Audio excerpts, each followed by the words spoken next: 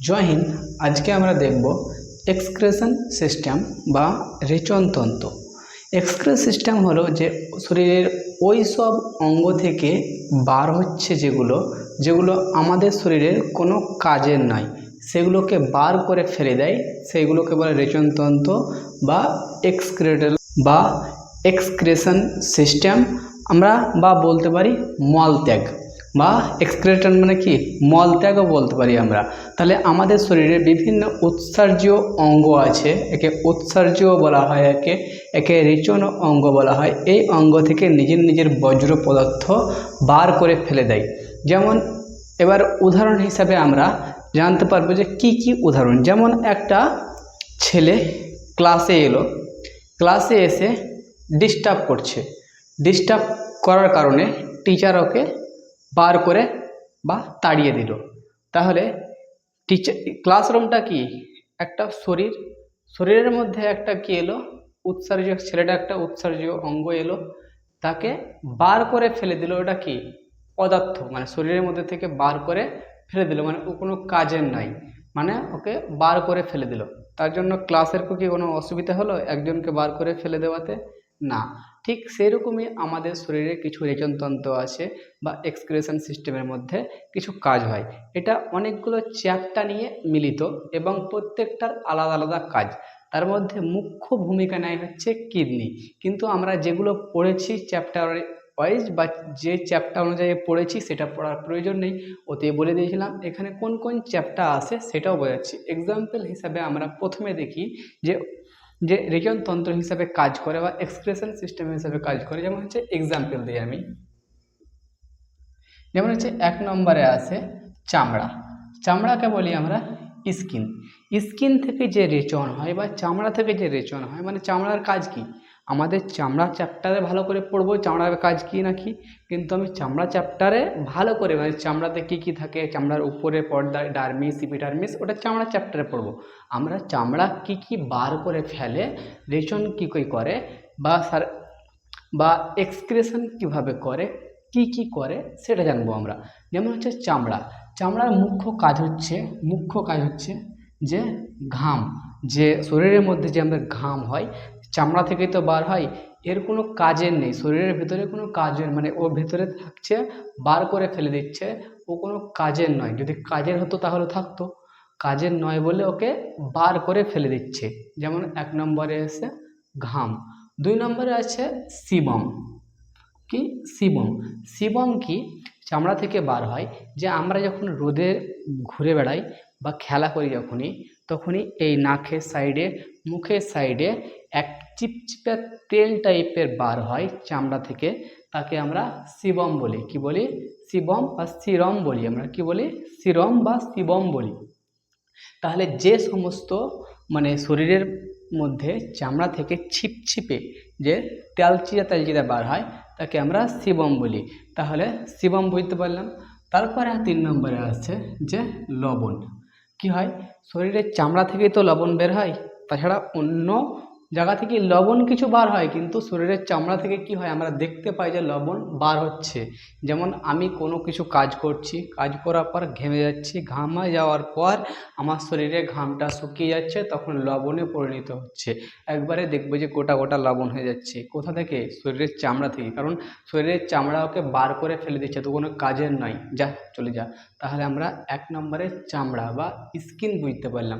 Skin মানে একটা চামড়া, একটা আলাদা চ্যাপ্টার আছে, সেই চ্যাপ্টার ভালো করে জানবো। চামড়ার উপরে পর্দায় কি বলে, ভিতরে পর্দায় কি বলে, তারপরে জানবো।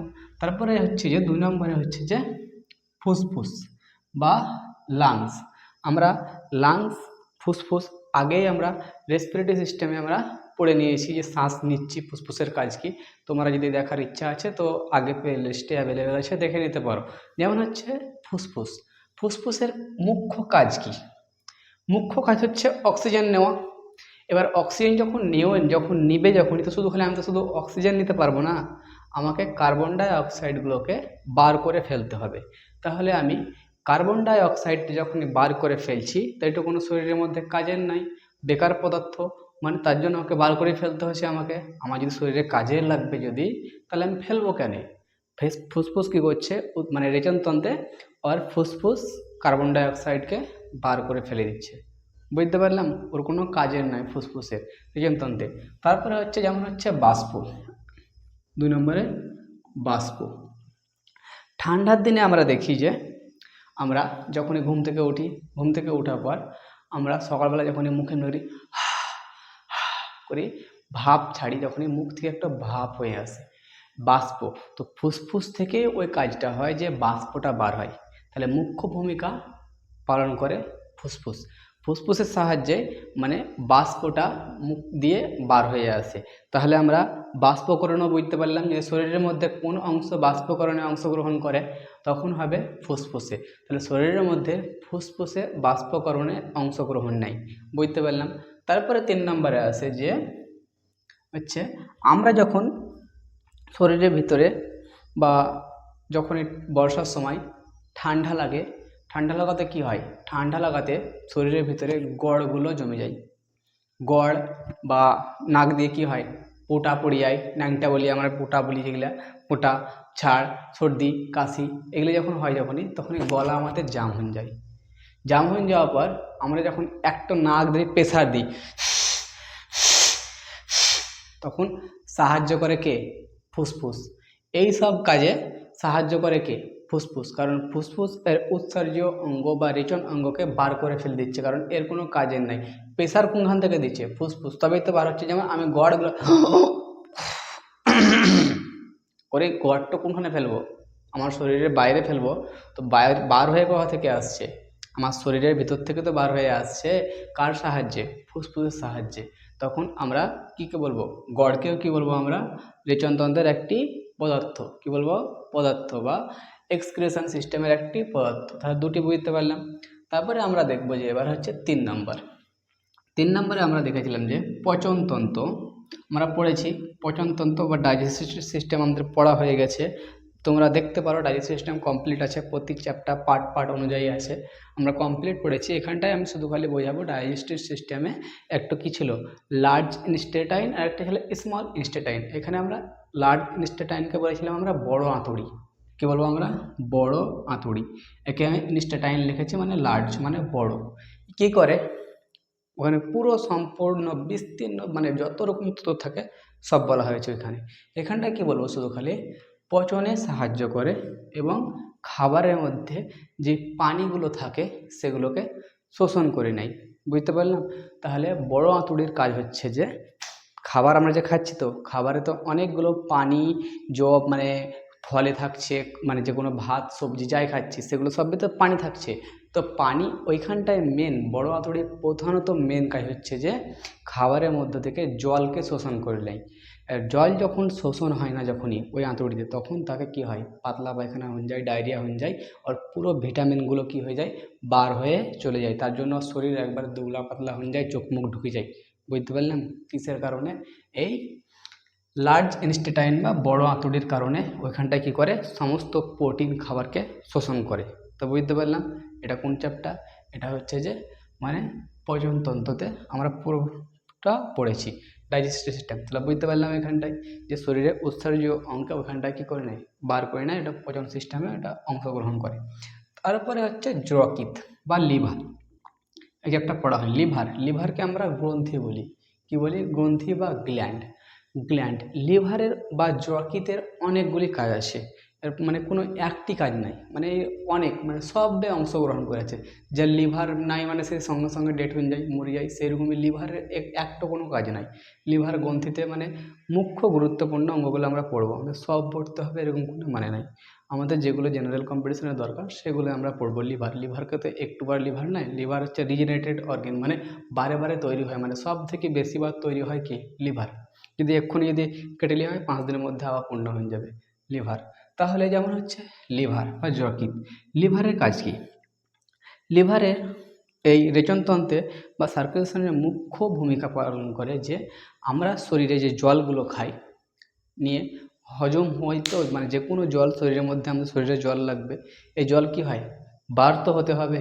তাহলে বার হওয়ার আগে এই লিভার কি করে, কি শরীরের মধ্যে আমাদের ওই জলগুলো অ্যামোনিয়াতে রূপান্তরিত হয়ে যায়। কি হয়, অ্যামোনিয়া একটু ইউরিয়া, ওই ইউরিয়াতে কি হয়, মানে অ্যামোনিয়াতে রূপান্তরিত হয়। একটা ক্ষতিকারক একটা মানে হচ্ছে জৈব পদার্থ বা বজ্র পদার্থ, একটি ক্ষতিকারক একটি মনে করো বজ্র পদার্থ অ্যামোনিয়া।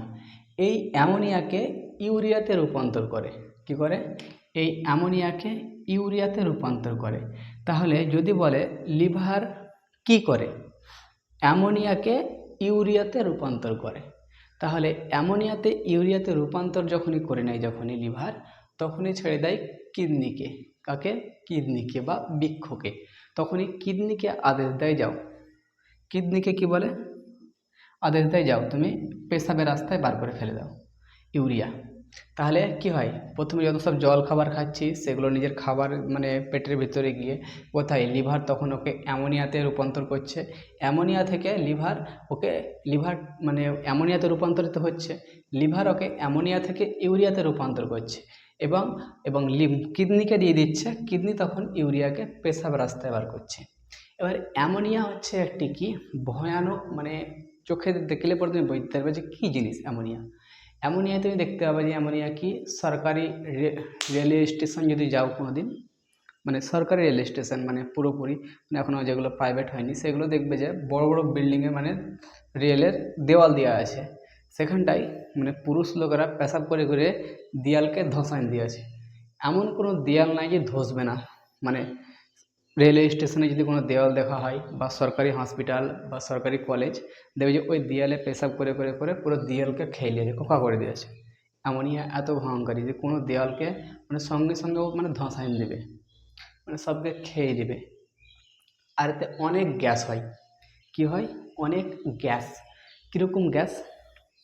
তুমি যদি কোনো দিন সরকারি হাই স্কুল বা গার্লস স্কুল যদি গিয়েছো তো বুঝতে পারবে কীরকম গ্যাস হয়।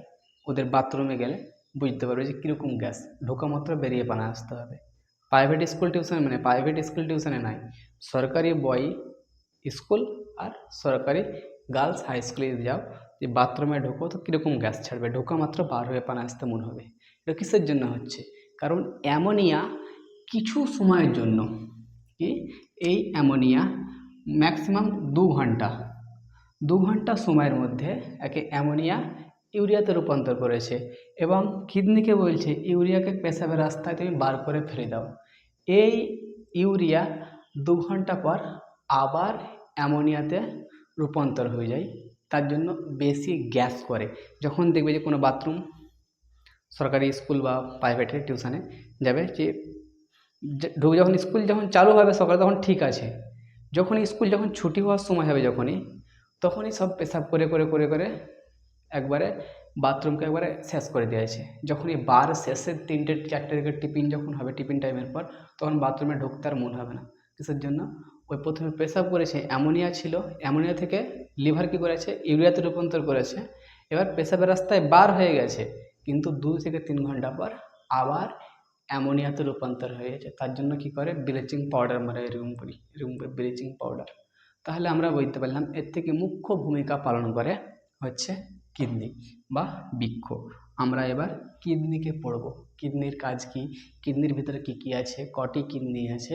নেক্সট ভিডিওতে আমরা এই সম্বন্ধে তথ্য জানার আলোচনা করব বা এই সমস্ত তথ্য আমরা জানার চেষ্টা করব। জয় হিন্দ।